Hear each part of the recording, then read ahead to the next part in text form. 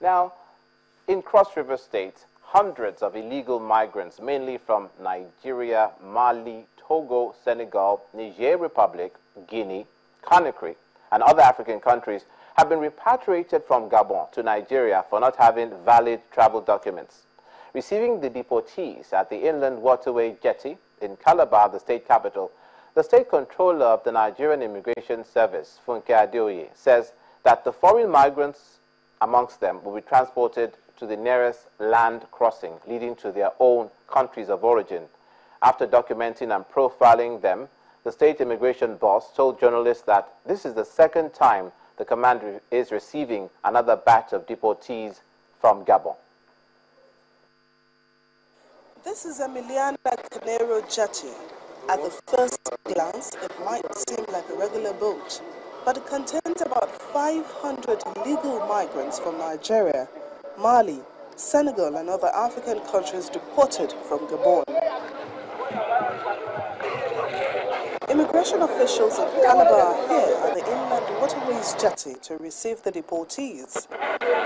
As the boat berths properly, they file out one after the other, and immigration officials check them to be sure they are healthy.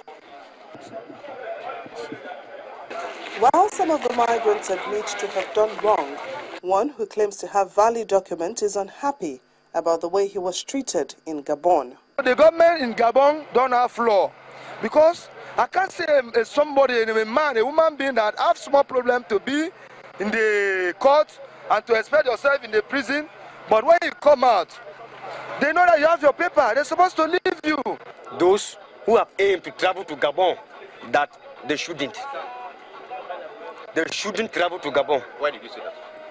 Because if they go to Gabon, by this time now, the people that they are doing in Gabon, they have stopped it. Because they said they don't want to see any stranger in their country. The state comptroller of the Nigerian Immigration Service, Funke Adeoye, advised that migrants be treated with dignity. Migrants under the UN Charter of Fundamental Rights have right to be treated with dignity. They are not criminals. So we are here to ensure that we give them humane treatment, humane transportation to their nearest port of exit to their country. Within a period of 3 months, this is the second time the Immigration Service is receiving migrants from Gabon. Okay, we're going to possibly talk to our correspondent in Cross River State about that issue, but in the meantime, in Edo State, the issue of a $75, that is $75 million, World Bank loan pending approval from the National Assembly has left the People's Democratic Party and the All Progressives Congress trading verbal blows as the 2016 governorship election draws nearer. Speaking to Channels Television in Benin City, the Edo State capital, the Publicity Secretary of the PDP alleges that Governor Adams Oshiomhole wants to further worsen the state's debt profile. But the APC chairman, Ansem Ojezwa, in his reaction, says the loan is just a testimony of the good works of the state government. Take a listen. I'm writing to seek the consideration of the National Assembly of the Federal Republic of Nigeria and approval of a request by the Edo State government to obtain a $75 million credit facility from the World Bank. Approval of the $75 million World Bank loan to Edo State government, a request by President Muhammadu Buhari in a letter read by Senate President Bukola Saraki on the floor of the Senate. In Edo State, the People's Democratic Party, PDP, are calling for a rejection of the proposal. The Publicity Secretary of the PDP, Nehikharie, claims that the Edo State government will divert the money for election campaigns. This government alone, the local governments alone, have received $212 billion as May this year. Now we are in shock.